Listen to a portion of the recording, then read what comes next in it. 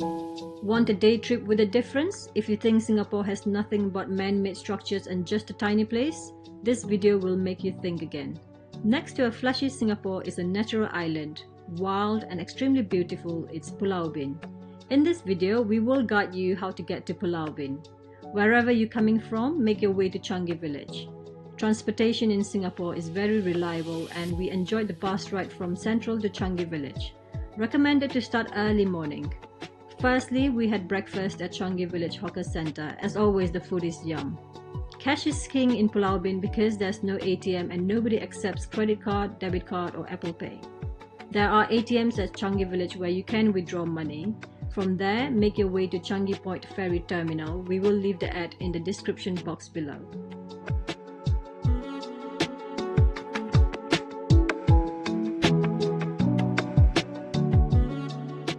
One doesn't need a passport to go to Pulau Ubin from Singapore. The ferry operates from 5:30 AM daily until approximately 9 PM. There is no fixed departure timing because the ferry needs to wait until there are 12 people before it leaves. No drinks or food will be provided as it's only a 15 minutes ride. A one-way trip to the island will cost you $4 and if you bring a private bike, the fee will be $2 per bike. The bumboat ride is fun and there's also no entrance fee for Pulau Ubin. Yes, Pulau Ubin, a rustic island located just off the northeast coast of Singapore, is home to Singapore's last authentic kampung village. The island is a throwback to the 60s where people lived in villages and there were no skyscrapers. Once out from the jetty, there's a little cluster of shops where one can buy food, drinks, rent bicycles or even book a local taxi.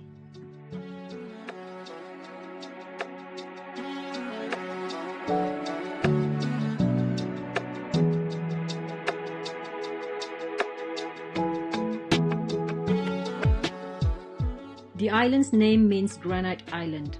A few years ago, Pulau Ubin still had no electricity and residents mainly used power generators. However, in recent years, people have been using electricity from the solar electric system. Most of the land on the island is still lush forests surrounded by granite quarries, coconut and rubber plantations, mangrove forest and stream lagoon. Pulau Ubin is known for many species like monkeys, bats, deers, owls and other incredible bird life. I've also read signs about wild boars around the Chek Java wetlands, which did freak me out a little bit. You should not miss the Chek Java area. Enjoy a leisurely stroll along this 1.1 kilometers boardwalk to gaze down at marine wildlife. Two things you need to bring is sunscreen and insect repellent.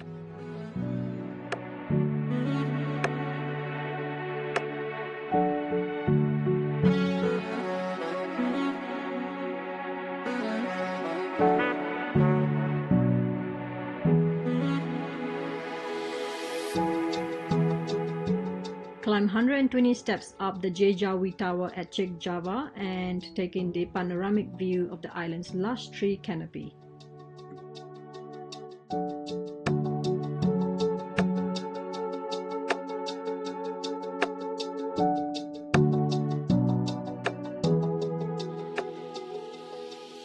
Pulau Ubin is a popular spot for cyclists.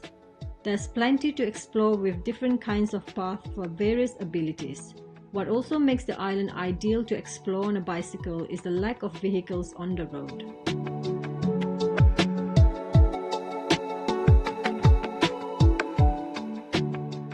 The first stop we made was to this Tudor-style house built in 1930s, currently serving as a visitor center at Chek Java.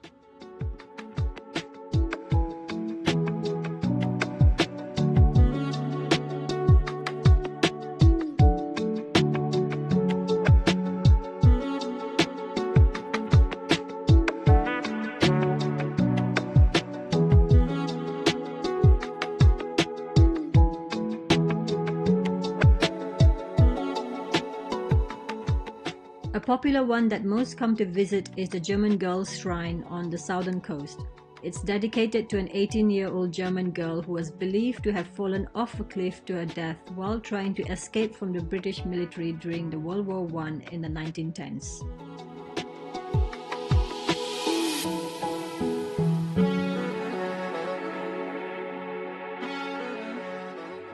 The Wayong Temple is at least 80 years old.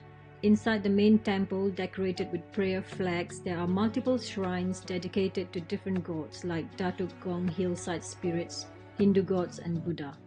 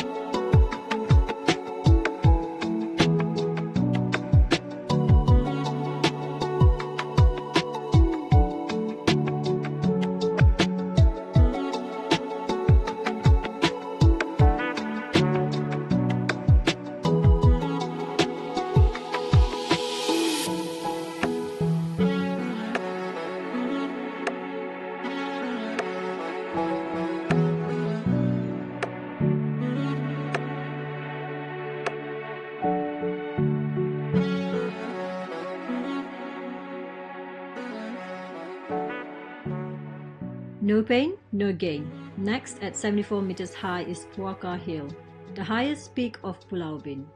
The breathtaking view is really worth the hike.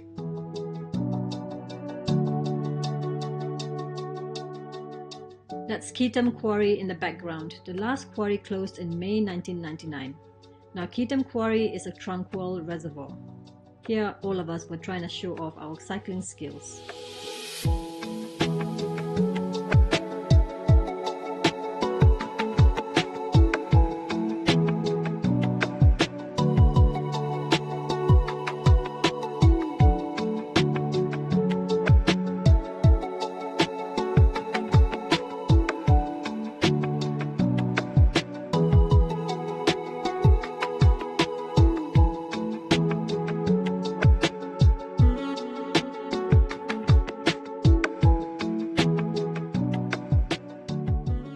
After a whole day of cycling, we decided to go to Central for dinner at Lau Pa Sat food court. But one can always go to Changi Village Hawker Center too. All in all, it was a great day out in nature. Thank you for watching our Singapore vlog once again, and we will be back with more of Singapore.